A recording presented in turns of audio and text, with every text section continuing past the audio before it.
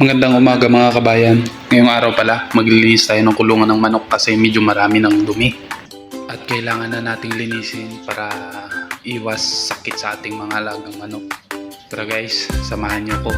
At ipunin niyo muna natin ito sa isang area para mabilis nating makuha at malinis. At ang lahi pala ng manok na yun guys ay Buff Brahma. Maganda po siya pang pet at malalambing din po sila lalo na kapag maalagaan nyo sila ng maayos. At ang kulay nga ng itlog nila ay brown din at malakas din po sila mangitlog. Pero hindi lang po pwede sila gawing pang egg production. Pang sariling consumption lang po pwede. Pero pag egg production malulugi po kayo sa kanila kasi malalakas silang kumain.